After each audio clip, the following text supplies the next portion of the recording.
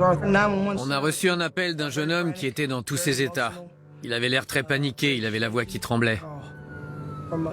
Il disait que sa sœur était inconsciente et qu'on lui faisait un massage cardiaque. Je crois qu'il avait aussi précisé qu'il y avait une grosse flaque de sang autour d'elle.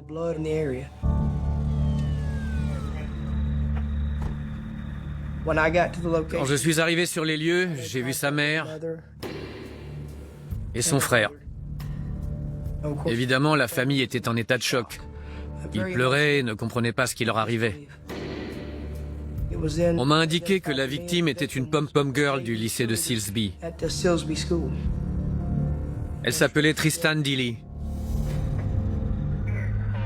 Quand je suis entré dans la chambre de Tristan Deely, j'ai eu l'impression de me retrouver dans la chambre de ma propre fille. Il y avait les mêmes objets, le même type de décoration, les mêmes trophées, les mêmes posters. Ça m'a fait un choc. C'était évidemment très difficile de faire abstraction de tout ça. On est toujours plus ou moins touché par les affaires, mais celle-ci m'a particulièrement affecté.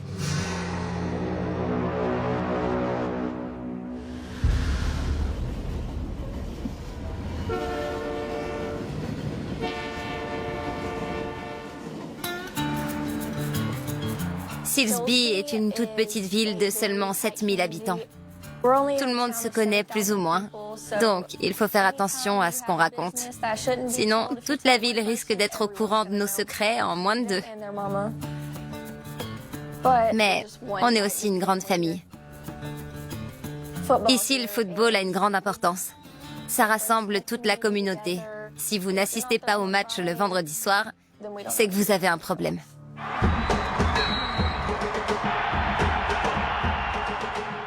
Le football américain fait partie intégrante de la communauté de Silsbee.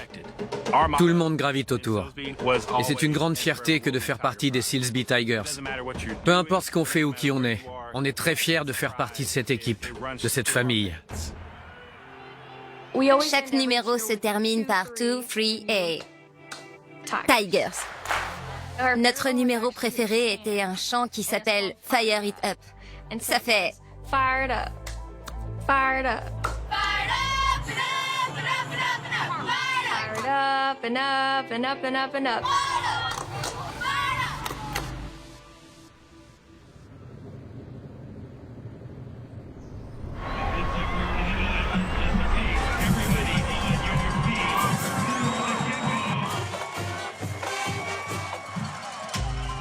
Le match de rentrée est un événement incontournable à Silsbee. Des milliers de personnes viennent assister au match. Toute la ville est là, les spectateurs sont debout, tout le monde hurle. Tristan était trop contente d'y être, mais en même temps, elle était très stressée par le public venu nombreux. Je lui ai dit, t'as de bonnes raisons d'être stressée, ils vont tous te regarder. Quand on est pom-pom girl sur ce genre d'événement, on a l'impression d'être une star. Tristan était trop belle dans sa tenue. Son uniforme était impeccablement repassé. Son nœud était parfaitement ajusté dans ses cheveux. Quand je l'ai vue ce soir-là, je l'ai trouvée magnifique. Et j'étais très fière de ma copine. Après le match, la fête n'est pas terminée. On se prépare pour le bal. Elle brillait de partout. Elle portait une robe bleue avec des strass et elle avait aussi des chaussures lamées argent. Après le bal, Tristan est allé dormir chez Killy.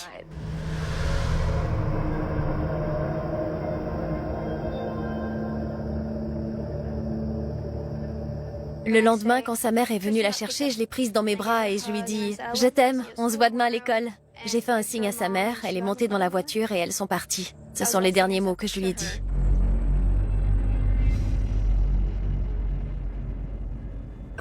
Sur le chemin du retour, on a parlé de ce qu'on allait faire pour son anniversaire. Elle allait avoir 15 ans 2 jours après.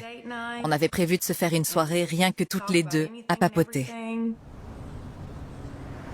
On est rentré à la maison et je lui ai dit que je devais ressortir faire quelques courses. Je suis repartie vers 15 heures. Je lui ai fait un câlin et je lui ai dit que je n'en avais pas pour longtemps. On s'envoyait des messages sans arrêt et on s'est appelés. Je trouvais qu'il y avait un truc bizarre. Elle avait l'air d'avoir peur ou d'être préoccupée. Je sentais que quelque chose clochait, mais je n'arrivais pas à mettre le doigt dessus.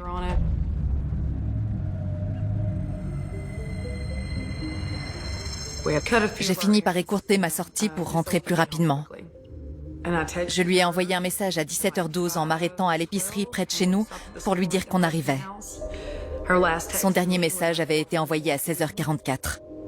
Je n'avais pas réalisé qu'elle n'avait pas répondu au message de 17h12.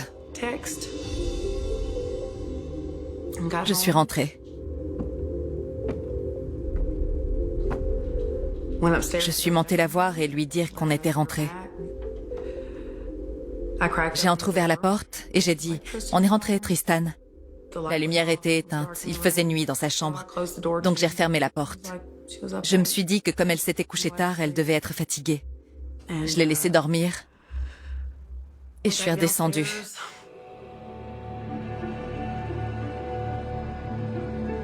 Maman m'a dit d'aller prendre ma douche parce qu'on allait bientôt dîner. Je suis monté et je suis allé dans la chambre de Tristan. Je me suis avancé pour allumer la lumière. J'ai marché dans une sorte de flaque. Je croyais que c'était de l'eau. Une mare de sang dans son lit. Il a hurlé « Maman, Tristan saigne ».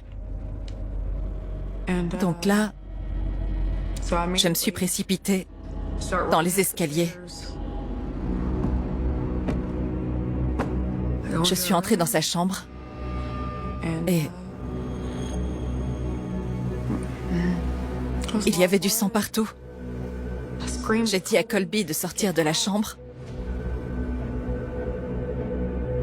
Je me suis précipitée vers elle et j'ai vu qu'il y avait du sang qui lui sortait de la bouche et du nez. Je l'ai soulevée. Je l'ai allongée par terre.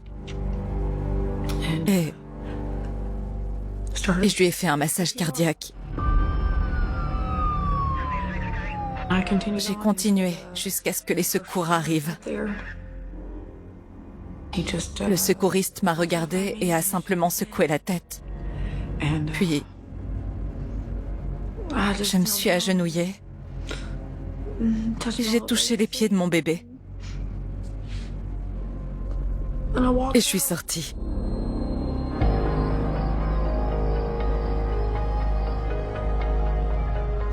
J'ai foncé vers leur maison. En arrivant dans la rue, tout ce que je voyais, c'était les gyrophares et les voitures de police. Je me suis précipité vers la maison, je suis passé devant Bonnie. J'ai voulu rentrer dans la maison, mais 3 policiers m'en ont empêché. Je leur ai dit qu'il s'agissait de ma fille et que je voulais rentrer. Ils m'ont dit non, il ne fallait pas que je la voie dans cet état-là.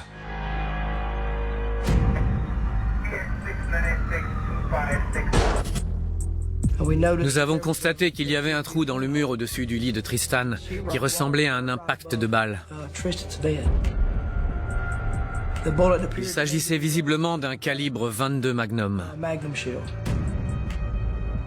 Une chose était sûre, il n'y avait aucune arme sur les lieux. Donc nous nous sommes tout de suite orientés vers la piste du meurtre. Je n'arrivais pas à réaliser qu'il s'agissait d'un meurtre. C'était ma fille, Tristan. Ça me semblait impossible. On ne se sentait pas en danger. Il ne s'était rien passé. Donc je ne comprenais pas ce qui venait d'arriver. On ne savait pas par où commencer. On imaginait des centaines de scénarios différents. Il y avait énormément de gens présents au match de football ce week-end-là. Il y avait des centaines d'élèves, des joueurs de football, des professeurs, des musiciens de la fanfare. Les week-ends de rentrée sont toujours très animés. Donc ça allonge forcément la liste des suspects. Il pouvait très bien y avoir un prédateur dans les tribunes qui la traquait. À ce moment-là, tout le monde était vu comme un potentiel suspect.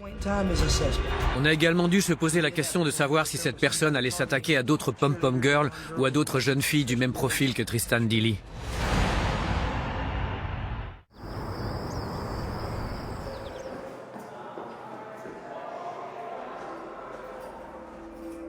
J'ai rencontré Tristan en 2017 durant des épreuves de sélection de Pom Pom Girl. J'étais dans les vestiaires.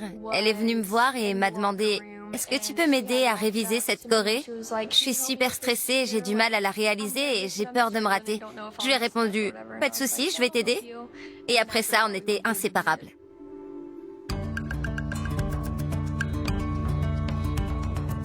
Depuis toute petite, elle n'attendait qu'une seule chose. C'était de devenir pom-pom girl. Je n'exagère pas. Dès l'âge de 2 ou 3 ans, au lieu de regarder des dessins animés, elle passait son temps devant les compétitions de pom-pom girl. Elle était toute menue, mais elle débordait d'énergie. Elle était toujours au sommet de la pyramide. Elle savait faire des flips et toutes sortes d'acrobaties. Elle était très fière d'être pom-pom girl. Dès qu'elle enfilait son uniforme, son visage s'illuminait.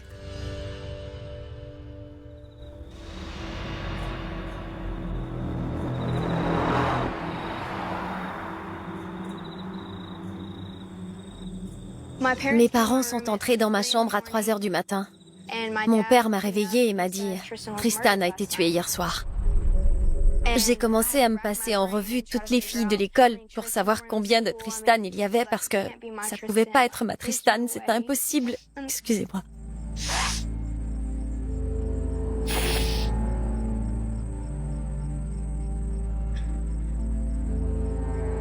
24 heures avant ça, elle s'amusait sur la piste de danse. Puis, elle était venue dormir chez moi.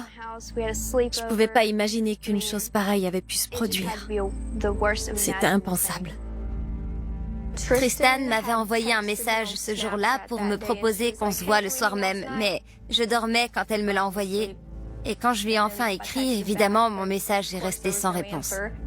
Donc j'arrête pas de me demander ce qui se serait passé si j'étais allée là-bas. Je ressens une grosse culpabilité à ce niveau-là.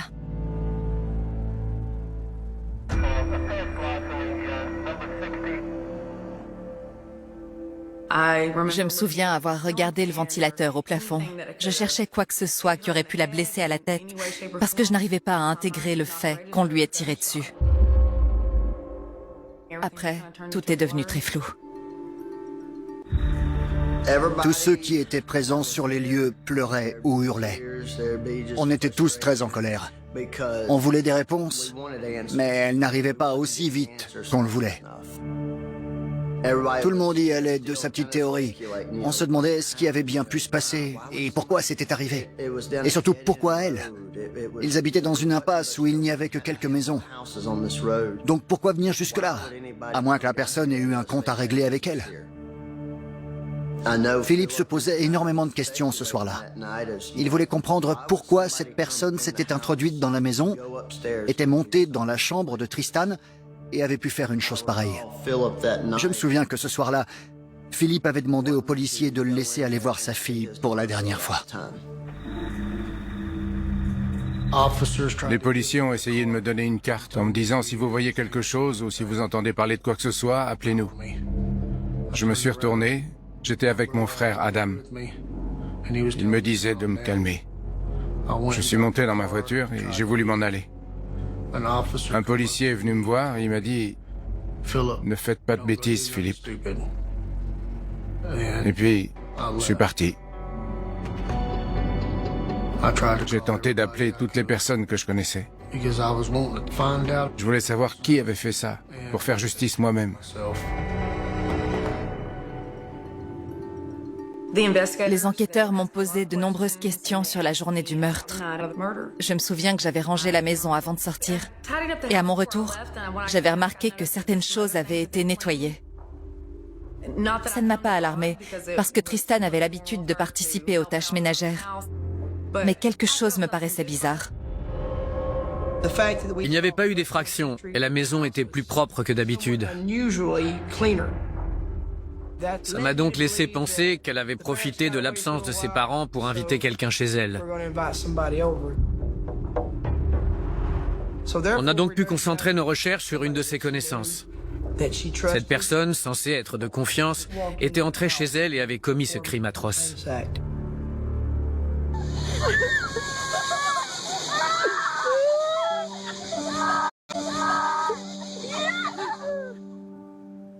J'avais 13 ans quand c'est arrivé.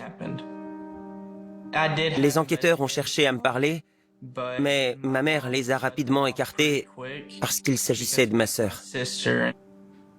C'était ma meilleure amie. Je la suivais comme une ombre. J'étais toujours collé à elle. À ce moment-là, j'avais l'esprit qui partait dans tous les sens. Je comprenais rien. Il faut composer avec cette famille endeuillée. Ces individus sont totalement désemparés. Ils viennent de perdre leur fille, leur sœur qu'ils aimaient tant. Donc il faut faire avancer l'enquête en prenant toutes nos précautions vis-à-vis d'eux. Personne n'aime ce genre de situation, mais il faut faire avec. Ça fait partie de notre travail.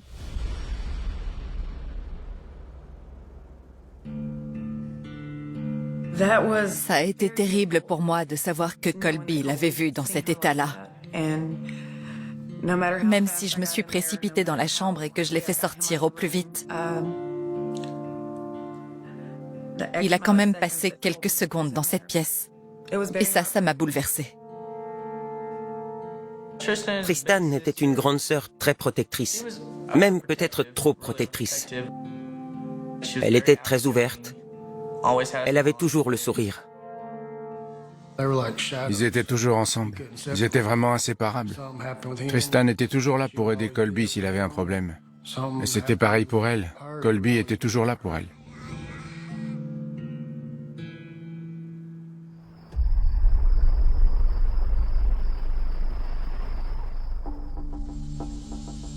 La nouvelle s'était vite répandue. Donc, quand je suis arrivée au lycée, tout le monde était déjà au courant. Tout le monde se prenait dans les bras et tous les élèves pleuraient. Peu importe s'ils connaissaient Tristan ou non. Quand j'ai vu ça, je me suis totalement effondrée. Puis les pom-pom girls ont été emmenées dans l'auditorium. C'est là où on nous a expliqué ce qui s'était passé. Ensuite, on nous a posé des questions. Les enquêteurs nous ont posé des questions du style « Avez-vous la moindre idée de qui aurait pu faire ça ?» J'avais absolument aucune réponse à leur donner. Être pom-pom girl au lycée n'a pas que des avantages.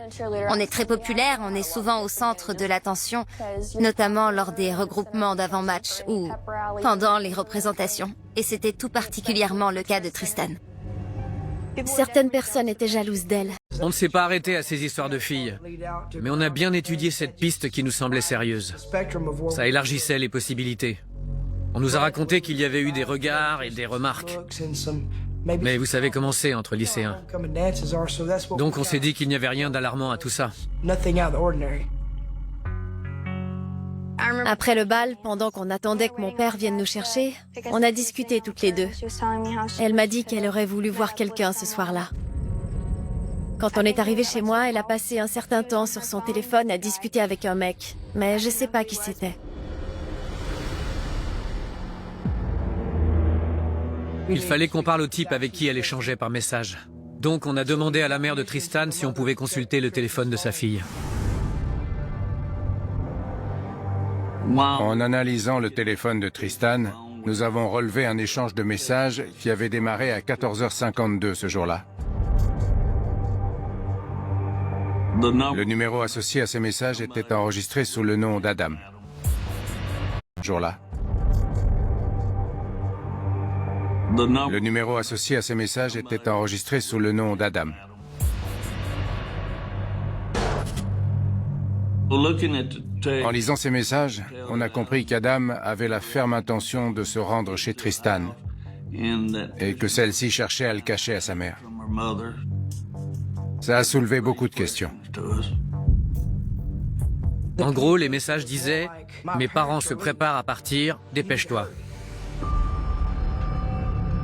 Les enquêteurs m'ont demandé si le nom Adam me disait quelque chose. J'ai dit qu'il me semblait qu'elle avait un ami qui s'appelait Adam. Tout ce qu'elle m'avait dit sur lui, c'était qu'il avait 15 ou 16 ans et qu'il était au lycée avec elle. J'ai donc conseillé aux enquêteurs d'aller poser des questions à Philippe, son père, parce qu'il l'avait déjà vu. Ils devaient donc en savoir un peu plus sur lui. Je leur ai dit que le seul Adam que je connaissais était un type dégingandé qui était au lycée avec elle.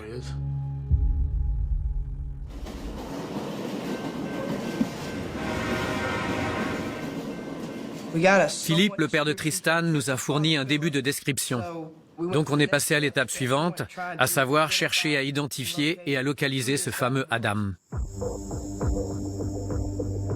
J'ai dit aux enquêteurs que je connaissais pas d'Adam au lycée. Je comprenais plus rien. Le lycée de Silsby est tout petit, tout le monde se connaît. J'avais l'impression de ne pas pouvoir les aider. J'avais absolument aucune information à leur donner pour les mettre sur la bonne piste. On a contacté le lycée de Silsby et ils nous ont dit qu'il n'y avait aucun élève du nom d'Adam dans cette tranche d'âge. Quelqu'un mentait sur l'identité de cet Adam. À ce moment-là, on se demandait où cet individu se trouvait et quel rôle il avait joué dans ce drame.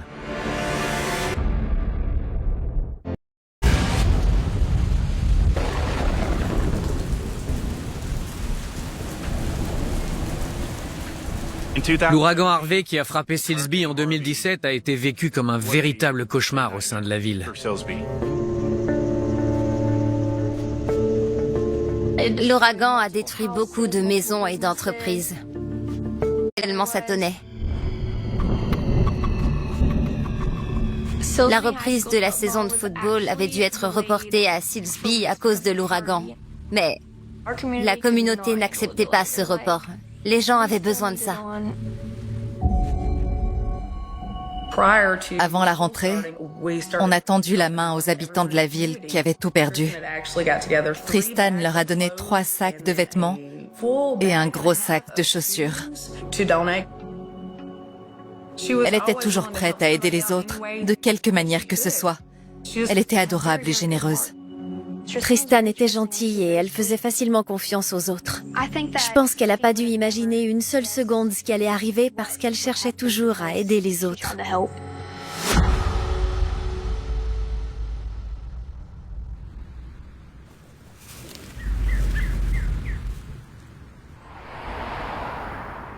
À ce moment-là, l'enquête a commencé à s'accélérer. On n'avait qu'un nom, Adam, associé à un numéro de téléphone. On savait qu'elle avait échangé des messages le jour du meurtre avec ce fameux Adam. Donc on a cherché sur les réseaux sociaux un Adam avec ce numéro de téléphone et on est tombé sur un dénommé Paul Adams. On a vu que lui et Tristan se suivaient sur les réseaux sociaux. On s'est donc demandé pourquoi est-ce qu'elle l'avait enregistré sous le nom d'Adam dans son téléphone. Un policier est venu me voir. Il m'a montré des photos d'un jeune homme et il m'a demandé si c'était lui que j'avais vu avec Tristan. Mais j'ai répondu que je reconnaissais pas ce garçon. On a cherché à localiser ce Paul Adams. Même s'il n'était pas sur la liste des suspects, il pouvait potentiellement être un témoin ou nous donner des indices. En creusant un peu, on s'est rendu compte que Paul Adams avait en réalité 19 ans et faisait des études d'infirmier. Ce n'était donc pas un camarade de lycée de 15 ou 16 ans comme elle le prétendait. En revanche, on ne savait pas si ce Paul Adams avait menti à Tristan ou si elle cherchait à cacher Paul à ses parents puisqu'il était plus âgé qu'elle. Je sais que Tristan et Paul Adams ont commencé à se suivre sur les réseaux sociaux suite à l'ouragan Harvey. La maison de Paul Adams avait été inondée et il avait besoin d'aide. Tristan avait alors contacté d'autres amis qui étaient allés porter secours aux sinistrés avec des barques. Ils ont donc pu aider Paul et sa famille à évacuer leur maison. Ça, c'était à la fin du mois d'août. Ensuite, ils ont échangé durant tout le mois de septembre. Bonnie, la mère de Tristan, nous a dit que Paul Adams n'était qu'une connaissance et qu'ils s'étaient rencontrés suite au terrible ouragan Harvey. Mais elle pensait que ça s'était arrêté là. On avait eu une conversation à ce sujet. Elle m'a raconté qu'un garçon de 19 ans avait des vues sur elle, mais elle n'a pas dit qu'il s'agissait de Paul Adams. Je lui ai répondu que je trouvais ça inapproprié, puisqu'elle avait 14 ans. Donc je pense qu'après ça, elle a décidé de cacher cette relation et a enregistré Paul Adams simplement sous le nom Adam dans son téléphone. Quand on est ado, on fait en sorte de se couvrir au maximum pour s'éviter des ennuis. C'est mal vu qu'un élève de dernière année discute avec une élève de première année, mais on peut pas y faire grand-chose. Mais lui, il était plus au lycée. Il était encore plus âgé. Et elle voulait pas être le sujet de tous les ragots. Parce que clairement, cette différence d'âge est totalement anormale. Ce qui se dégageait des messages de Paul Adams, c'était qu'il profitait de son expérience de jeune homme de 19 ans pour tenter de gagner la confiance de Tristan afin d'abuser d'elle. Il s'immisçait dans sa vie, se montrait sensible auprès d'elle. On s'est également rendu compte que toutes les filles présentes sur ces réseaux sociaux avaient le même profil que Tristan. Toutes ces photos montrent qu'il avait un style particulier de fille. Il aimait un certain gabarit, une certaine coupe de cheveux et une certaine couleur d'yeux. C'est ce qui nous a tout particulièrement inquiétés chez cet individu.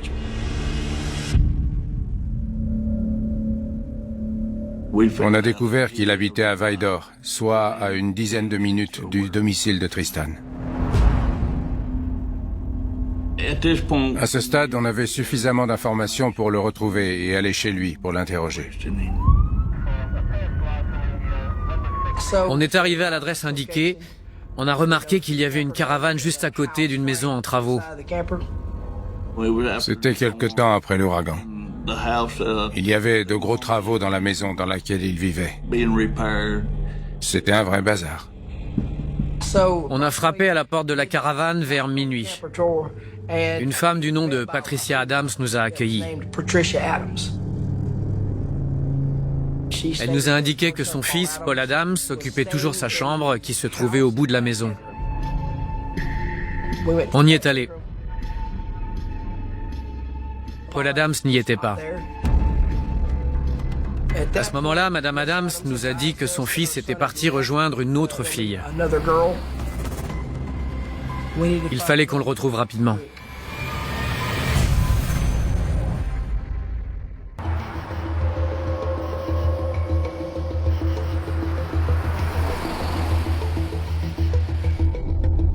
Étant donné que Paul Adams se trouvait en compagnie d'une autre fille, on ne pouvait plus cacher les raisons de notre venue. Nous avons alors expliqué à sa mère, Patricia Adams, pourquoi nous étions à sa recherche et dans quoi il était potentiellement impliqué. Ce à quoi elle a répondu « Je vais vous aider à le retrouver ». Elle a essayé de contacter Paul, en vain. Il ne répondait pas à son téléphone. Donc à ce moment-là, on n'avait pas de localisation précise. Mais dans le même temps, on a cherché où le téléphone de Paul bornait. La seule information fiable que l'on détenait à ce stade, c'était qu'il se situait à 5 km 94 d'une antenne du comté d'Orange. Mais on ne savait pas si c'était au nord, au sud, à l'est ou à l'ouest. Il pouvait se trouver n'importe où dans cette zone. On a demandé à Patricia Adams quel était le modèle de la voiture de Paul Adams. Elle nous a répondu qu'il avait une Toyota Camry blanche de 1995. Grâce à cette description, nous avons lancé un avis de recherche auprès de toutes les patrouilles de police et de tous les agents en place afin d'essayer de localiser ce véhicule au plus vite. Nous avons jeté un œil dans toutes les résidences, les stations essence et les hôtels pour tenter de repérer cette voiture.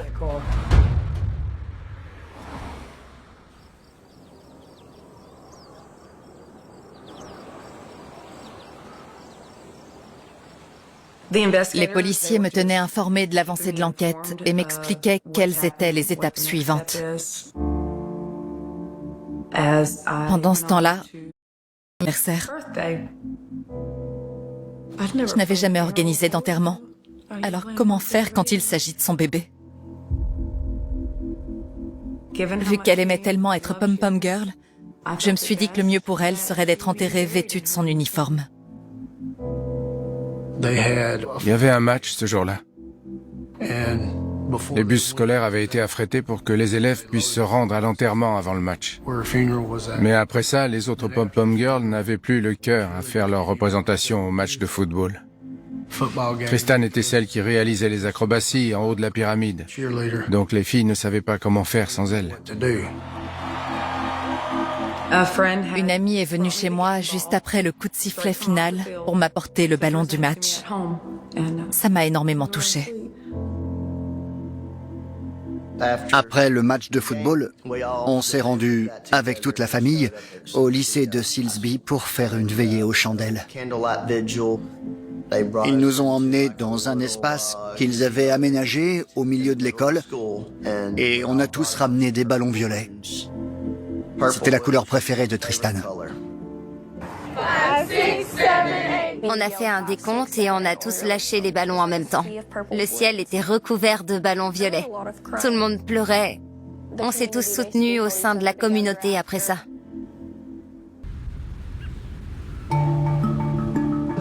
Nous sommes ensuite retournés chez Paul Adams pour effectuer une perquisition. On est allé dans sa chambre. On a remarqué une petite bosse sur un matelas par terre. On a relevé la couverture. C'est là que nous avons trouvé une douille d'un calibre 22 Magnum. Ça correspondait au calibre qui avait causé la mort de Tristan. À ce moment-là, Paul Adams est devenu le suspect numéro 1 de ce meurtre. Pendant qu'on perquisitionnait sa chambre, nous avons fait venir des renforts à la résidence des Adams pour pouvoir interroger la mère de Paul.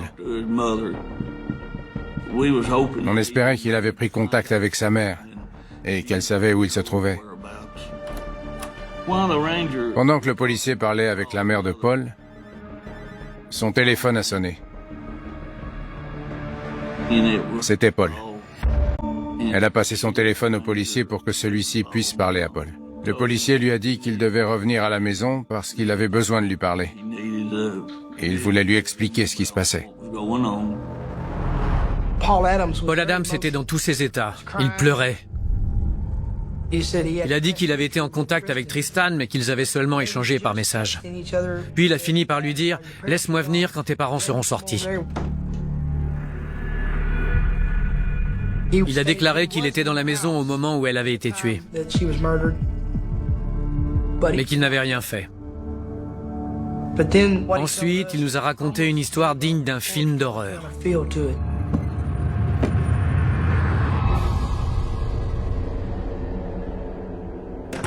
Paul Adams a affirmé qu'il avait entendu quelqu'un rentrer. Il croyait que c'était sa mère. Il s'est alors caché dans la douche.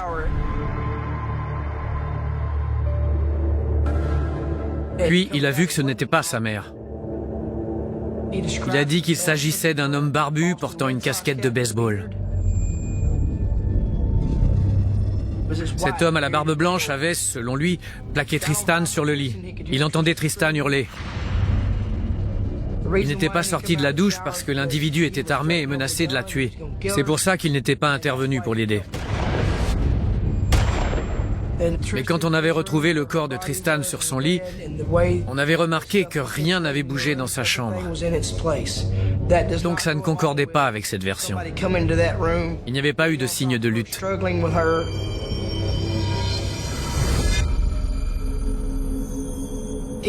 Mais une fois que l'individu était parti, il n'a pas appelé les secours. C'est cet élément qui nous a fait douter de sa version. Durant cet appel téléphonique, le policier a déclaré qu'il y avait eu un blanc de quelques secondes. Puis l'agent a entendu ce qui semblait être un coup de feu. On n'avait aucune idée de ce qui avait pu se passer à ce moment-là. Tout ce qu'on savait à ce stade, c'était que Paul Adams était en présence d'une autre femme. Donc là, l'enquête a pris un autre tournant. On s'est dit qu'on allait peut-être devoir chercher un autre corps, une autre victime. On ne savait pas du tout à quoi s'attendre, parce que les preuves qu'on avait contredisaient la version de Paul Adams sur le meurtre de Tristan.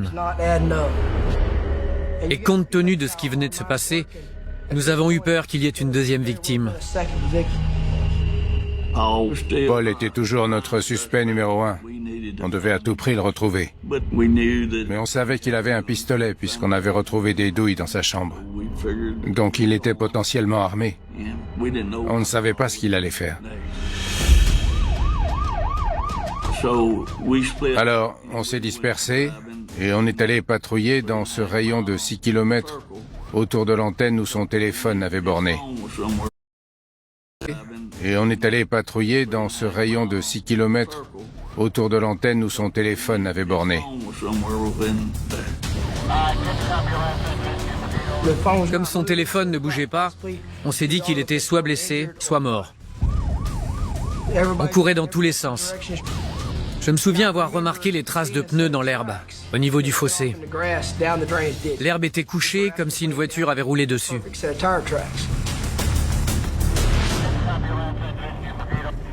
On a continué sur cette route.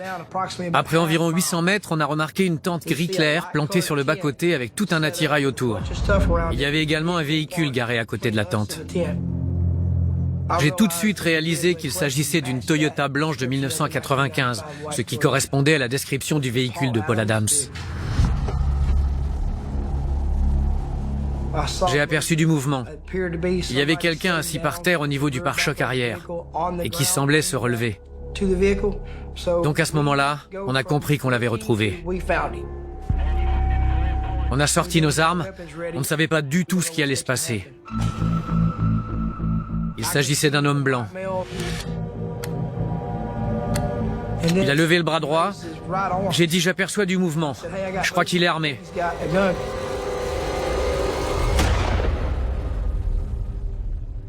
J'ai vu du rouge jaillir du côté de son crâne, puis il s'est écroulé sur le côté gauche. On a accéléré pour atteindre les lieux. J'ai vu Paul Adams rouler sur le côté. Ses yeux se sont levés vers le ciel et c'était terminé. Il n'a plus bougé après ça.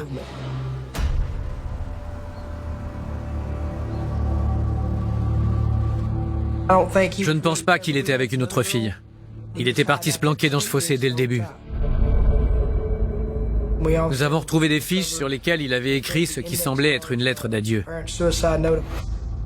Dans cette lettre, il disait « Ce n'est pas moi qui l'ai tué, je n'ai rien fait. Tout le monde va me prendre pour un lâche parce que je n'ai pas porté secours à Tristan. Je suis désolé, personne ne va me croire. » etc. L'analyse balistique a montré que Paul et Tristan ont tous les deux été tués par le même pistolet. Donc pour moi, il n'y avait plus aucun doute. C'était bien lui qui avait ôté la vie de Tristan. J'étais très partagée entre la joie et la colère. D'un côté, j'étais soulagée que tout cela soit terminé, parce que je n'aurais pas à subir un procès, ni toute l'agitation autour de son arrestation. Mais d'un autre côté, j'étais totalement effondrée, parce que je savais que toutes mes questions resteraient sans réponse. J'ai réalisé que je ne saurais jamais ce qui s'est passé dans cette maison durant mon absence. Peut-être que c'était mieux comme ça, qu'il valait mieux que je n'ai pas toutes ces réponses.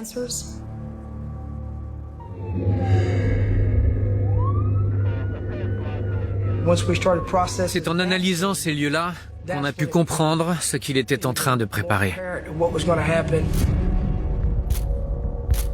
Il avait 4 gros sacs en toile de jute. Il était également...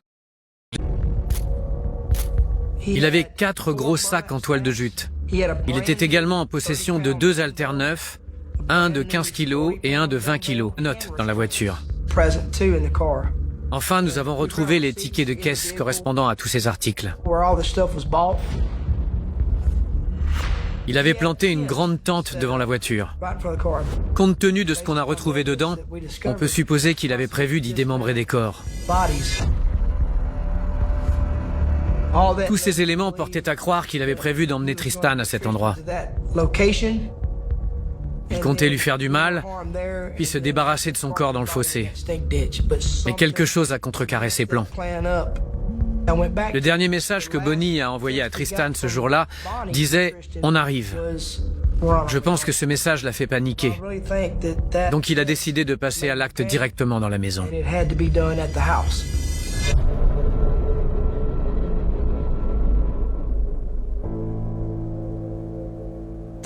À ce jour, je suis encore hanté par ce meurtre. Je pense que Tristan était la première sur une longue liste. À mon avis, on allait probablement avoir affaire à un tueur en série.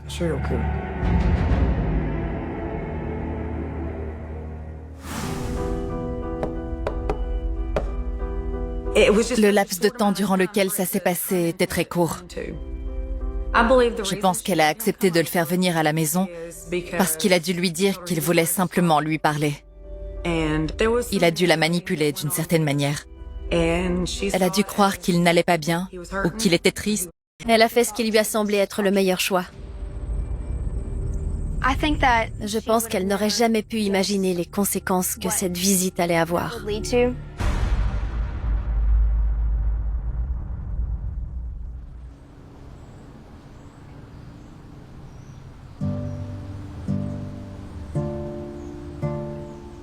Après la mort de Tristan, on a honoré sa mémoire en commençant chaque match par son chant préféré.